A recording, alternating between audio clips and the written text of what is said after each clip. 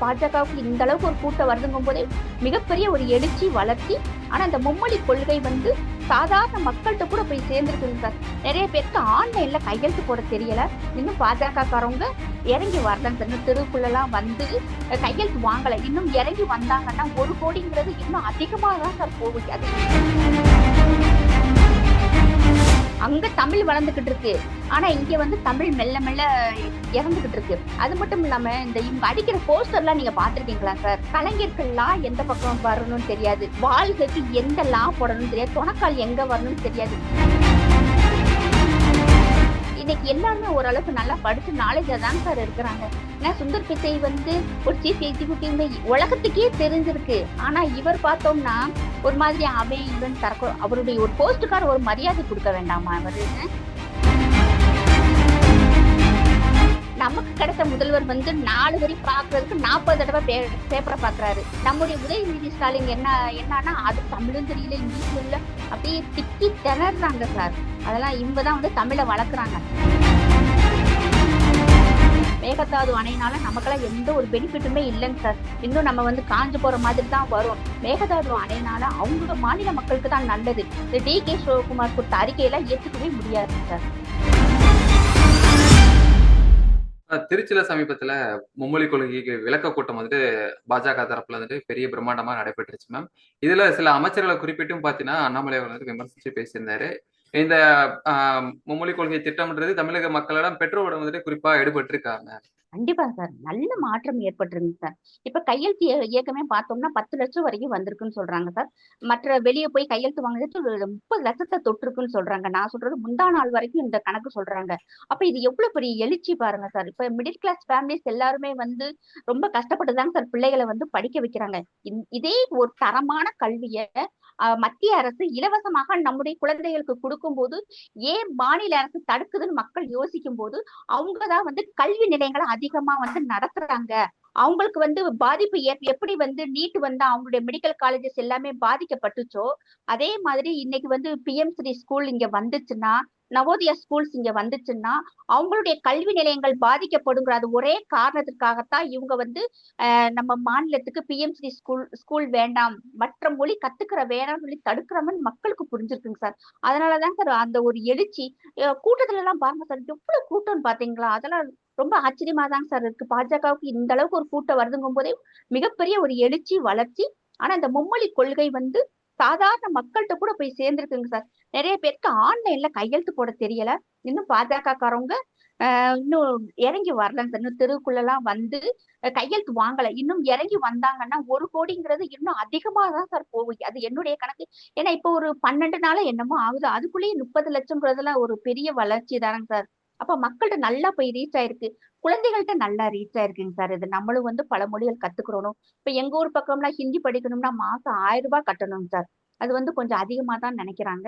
இதே இது வந்து ஒரு சென்ட்ரல் கவர்மெண்ட் வேற மொழியை கத்துக்கிறது, ஒரு ஹிந்தியோ ஒரு தெலுங்கோ கத்துக்கிறதுக்கு வந்து ஃப்ரீயா சொல்லி கொடுக்குறாங்கும் போது ஈஸியா ஏத்துக்கிறாங்க சார். சந்தோஷப்படுறாங்க, கொண்டு வரணும்னு நினைக்கிறாங்க சார். அது உடனே நாளைக்கே வரப்போறது இல்லை சார். அது நிறைய ப்ராசஸ் இருக்கு. மற்ற மாநிலங்கள் எல்லாமே ஏத்துக்கிட்டாங்க. உத்தரப்பிரதேசத்துல எல்லாம் தமிழ வந்து ஸ்கூல் புக்ஸ்ல இப்பயே இருக்குங்க சார் அங்க. அதுதான் பாருங்க. இப்ப பாருங்க, மகா கும்பமேளா நடந்தது இல்லையா? அங்க வந்து 2 டன்ல திருவள்ளுவர் சிலையை நிறுவிருக்காங்க சார். பிரயாக்ராஜ் இருக்கு இல்லையா? அந்த ரயில்வே ஸ்டேஷன் முன்னாடி அந்த 4 ஜங்ஷன் சந்திக்கிற இடத்துல மெயினான இடத்துல திருவள்ளுவருடைய சிலையை வந்து பூம்புகார்ல வந்து மொத்தம் 15 சிலைகள் வைக்கிறதுக்காக ஏற்பாடு பண்ணிருக்காங்க. அத வந்து நம் தமிழ்நாட்டுல இருந்து கள்ளக்குறிச்சியை சார்ந்த கொலஞ்சியன், அங்கதான் அவரு உத்தரப்பிரதேசத்துடைய ஐஜியா இருக்கிறாரு. அவர் வந்து அதை முன்னே எடுத்துட்டு போய் அங்க வந்து சிலை நிறுவிருக்காங்க சார். அதுக்கு விரைவில் வந்து பாராட்டு விழா நடக்க போறாங்க. இந்த சிலைக்கு உண்டான பணம் எல்லாமே ஏற்பாடு செஞ்சது உத்தரப்பிரதேச அரசு தாங்க சார். அப்ப இவர் என்ன சொல்லியிருக்காங்கன்னா, திருவள்ளுவரை பத்தி போற இடத்துல எல்லாம் மோடி ஐயா வந்து எடுத்து சொல்றாங்க திருக்குறளையும் திருவள்ளுவரையும். நீங்க வந்து எங்களுக்கு திருவள்ளுவர் சிலையை வைங்க. இதுக்கு முன்னாடி அங்க இருந்த பாஷா சங்கம், அதாவது மொழிகள் சங்கத்தினுடைய தலைவர் வந்து ஒரு தமிழர். கிட்டத்தட்ட ஒரு 11-12 வருஷம் இருந்தவர். திருவள்ளுவருக்கு சிலை வைக்கணும்னு சொல்லியிருக்காங்க. ஆனா 2017 யோகி ஆதித்யநாத் அவர்கள் வந்ததுக்கு பிறகு ஒரு ரோடு, அதாவது திரிவேணி சங்கமத்துல தெற்கு ரோடுக்கு திருவள்ளுவர் மார்க் அப்படின்னு சொல்லி திருவள்ளுவர் பேரை வச்சிருக்காங்க. இப்ப இவர் முன்னெடுத்து கொண்டு போய் சிலை நிறுவிருக்காங்க சார். இதுக்கு நம்ம தமிழக அரசு ஒரு நன்றி கூட சொல்லல. அந்த சிலைக்கு உண்டான பணத்தை கொடுக்கல. ஆனா இதுக்கு உண்டான பணத்தையும் இனிமேல் வர பராமரிப்பு செலவையும் அந்த கமிட்டியை ஏத்திருக்காங்க சார். அங்க தமிழ் வளர்ந்துகிட்டு இருக்கு. ஆனா இங்க வந்து தமிழ் மெல்ல மெல்ல இறந்துகிட்டு இருக்கு. அது மட்டும் இல்லாம இந்த இவங்க அடிக்கிற போஸ்டர் எல்லாம் நீங்க பாத்திருக்கீங்களா சார்? கலைஞர்கள்லாம் எந்த பக்கம் வரணும்னு தெரியாது. வாழ்கைக்கு எந்த லா போடணும்னு தெரியாது. தொணக்கால் எங்க வரணும்னு தெரியாது. இவங்க எல்லாம் தமிழை வளர்க்குறாங்க. 2 மொழி போதும்னு சொல்றாங்களே, இவங்க மினிஸ்டர்ஸனுடைய கல்வித்திறன் எல்லாம் அண்ணாமலை அவர்கள் சொன்னாங்க. அது மட்டும் இல்லாம ராஜகண்ணப்பன் நினைக்கிறேன், அவர் சொல்றாரு சுந்தர் பிச்சை எவன்னு தெரியுமா? அவரு சிஓவா இருக்காரு கூகுள்ல. இவர் என்ன சொல்றாருன்னா, நம்ம எஜுகேஷன் ஆபீசரா, அவரு சீஃப் எஜுகேஷனல் ஆபீசர் அப்படிங்கிறாரு. சிரிப்பாதான் சார் வருது. இப்படி எல்லாம் பேசினா மக்கள் வந்து கேலி கிண்டல் பண்ண மாட்டாங்களா? இன்னைக்கு எல்லாருமே ஓரளவுக்கு நல்லா படிச்சு நாலேஜா தான் சார் இருக்கிறாங்க. ஏன்னா சுந்தர் பிச்சை வந்து ஒரு சீஃப் எக்ஸிகியூட்டிவ் உலகத்துக்கே தெரிஞ்சிருக்கு. ஆனா இவர் பார்த்தோம்னா ஒரு மாதிரி அவன் இவன் அவருடைய ஒரு போஸ்டுக்கார ஒரு மரியாதை கொடுக்க வேண்டாமா? அவரு இவங்களெல்லாம் இப்படி பேசினா இவங்க விட்டுருவாங்களா? ஒரு ட்வீட்டை ரீட்வீட் பண்ணா கூட ராத்திரில கதவு தட்டி தூக்கிட்டு போறாங்க. அவரை போயிட்டு அவர் 2 மொழி தான் கத்துட்டு இருக்காருன்னு சொல்லி நம்முடைய பிடிஆர் பழனிவேல் அவர் சொல்றாரு. இன்னொரு மினிஸ்டர் இப்படி தப்பு தப்பா பேசிக்கிட்டு இருக்காங்க. நமக்கு கிடைத்த முதல்வர் வந்து 4 வரி பாக்குறதுக்கு 40 தடவை பேப்பரை பாக்குறாரு. நம்முடைய உதயநிதி ஸ்டாலின் என்னன்னா அது தமிழும் தெரியல இங்கிலீஷும் தெரியல, அப்படியே திக்கி திணறாங்க சார். அதெல்லாம் இவங்கதான் வந்து தமிழை வளர்க்குறாங்க. ஆனா வந்து இன்னைக்கு மும்மொழி கொள்கைக்கு வந்து மக்கள் அதெல்லாம் கம்பேரிசன் பண்றாங்க சார்.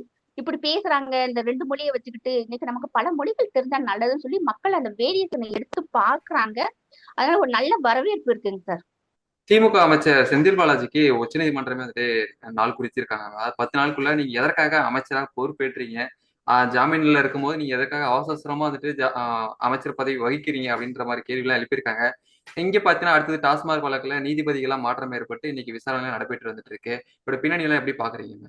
ஆமா சார். அதெல்லாம் பார்க்கும்போது நீதித்துறையே இப்படி இருக்கும்போது வருத்தமா தான் சார் இருக்கு.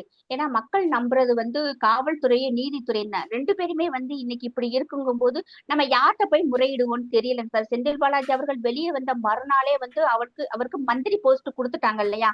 அப்பவே வந்து உச்சநீதிமன்றம் கேள்வி கேட்டுச்சு, நீங்க வந்து மினிஸ்டரா தொடரணுமா அப்படின்னு சொல்லி. அந்த பூஜ நாச்சம்லாம் இவங்களுக்கு இல்லைங்க சார். நம்ம மினிஸ்டர் ஆகணும், பணம் சம்பாதிக்கணும் அப்படின்னு தான் நினைக்கிறாங்க. பட் இதுக்கு வந்து இந்த இது அதாவது அந்த கேஸ்ல இல்லாட்டியும் கூட இன்னைக்கு 1000 கோடி ரூபாய் ஊழல் நடந்திருக்கு இல்லையா? இதுலயாவது இவங்க சிக்குவாங்க சார். 1000 கோடிங்கிறது ரொம்ப கம்மியான அமௌண்ட்னு சாதாரண பொதுமக்கள் கூட சொல்றாங்க சார். ஏன்னா வந்து 1,00,000 கோடி ரூபாய் வரைக்கும் ஸ்கேம் நடந்திருக்கு அப்படின்னு சொல்லி கிருஷ்ணசாமி ஐயா அவர்கள் வந்து ஆளுநர்கிட்ட ஒரு அறிக்கை கொடுத்திருக்காங்க. நான் அப்படித்தான் படிச்சேன், அவ்வளவு தூரம் நடந்திருக்கு அப்படின்னு சொல்லி. 50,000 கோடிக்கு மேல பெர் இயர் சார் அவர் சொல்றது. ஆனா இவங்க வந்து வெறும் 1000 கோடி அப்படிங்கிறாங்க. பட் இன்னும் அடுத்து வந்து இவங்க தோண்டி எடுக்கும்போது இன்னும் நிறைய விஷயங்கள் கிடைக்கும். அந்த சமயத்துல இவங்க எல்லாம் மாட்டுவாங்க சார். ஊழலுக்காகவே பிறந்த கட்சியாதாங்க சார் இந்த இன்னைக்கு இருக்க ஆளும் கட்சி இருக்கு. மக்களை பத்தி கவலைப்பட மாட்டேங்கிறாங்க. ஆனா இதை வந்து முதல்வர் ஐயா வந்து கொஞ்சம் கன்சிடர் பண்ணாங்கன்னா கொஞ்சம் நல்லா இருக்கும். மக்களுக்கு ஏதாவது கொஞ்சம் நல்லது செய்யணும்னு யோசிங்க. எல்லாமே வந்து வெறும் வெத்து அறிக்கையா கொடுக்காம இறங்கி கொஞ்சம் வேலை பார்த்தா நல்லா இருக்கும்னு நினைக்கிறேன் சார் நான். சட்டப்பேரவையில நீர்வளத்துறை அமைச்சர் துரைமுருகன் வந்துட்டு சொல்றாருன்னா, இங்க கர்நாடகால மேகதாது அணை வந்துட்டு தமிழகத்தின் உரிமை இல்லாம யாராலையும் கட்ட முடியாது அப்படின்னு சொல்றாரு. உங்களுக்கு பார்வை என்ன? இப்ப டி.கே. சிவகுமார் அவர்கள் என்ன சொல்றாங்கன்னா, மேகதாது அணை கட்டுனா தமிழ்நாட்டுக்கிட்டே லாபம் அப்படின்னு சொல்றாங்க. டேம் வந்து தமிழ்நாட்டை திருப்பி கட்டுறாங்களா சார்? அவங்க மாநிலத்துக்கு தானே கட்டுறாங்க. அப்ப அவங்களுக்கு தானே நல்ல ஒரு ஒரு பெனிஃபிட்டா இருக்கும். ஏன்னா பெங்களூர்ல வந்து தண்ணி பஞ்சம் அதிகம் சார். அதனால வந்து அவங்களுக்கு உண்டான பெனிஃபிட்டை தான் அவங்க பாக்குறாங்க. இதைத்தான் அண்ணாமலை அவர்கள் நல்லா புரிஞ்சுக்கிட்டு போராட்டம் பண்றாங்க. அவங்களுக்கு வந்து ரொம்ப வந்து தண்ணீர் கிரைசிஸ் இருக்குங்க சார். ரொம்ப கஷ்டப்படுவாங்க. இப்ப இன்னும் 2 மாசம்லாம் பாருங்களேன், ரோடோட அலைவாங்க அந்த மக்கள். அதனாலதான் அவங்க வந்து மேகதாது அணையை கட்டணும்னு சொல்லி இன்னைக்கு வந்து ஒரு பிடிவாதமா இருக்கிறாங்க. ஆனா இங்க வந்து கூப்பிட்டு இருக்கும்போது ஒரு மாதிரியும், அங்க போனதுக்கு அப்புறம் அவர் ஒரு மாதிரி ஸ்டேட்மெண்ட் கொடுக்குறாங்க. மேகதாது அணை நம்ம கவர்மெண்ட் கட்டல, நமக்காக கட்டல. கர்நாடகா கவர்மெண்ட் அந்த மாநில மக்களுக்கு நலனை தான் சார் அவங்க பாக்குறாங்க. அவங்க தமிழக நலனா பாக்கல. மேகதாது அணையினால நமக்கெல்லாம் எந்த ஒரு பெனிஃபிட்டுமே இல்லைங்க சார். இன்னும் நம்ம வந்து காஞ்சு போற மாதிரி தான் வரும். இவங்க வந்து அரசியல் பண்ணாம இந்த விஷயத்துல எப்படி கல்வியை வச்சு அரசியல் பண்றாங்க?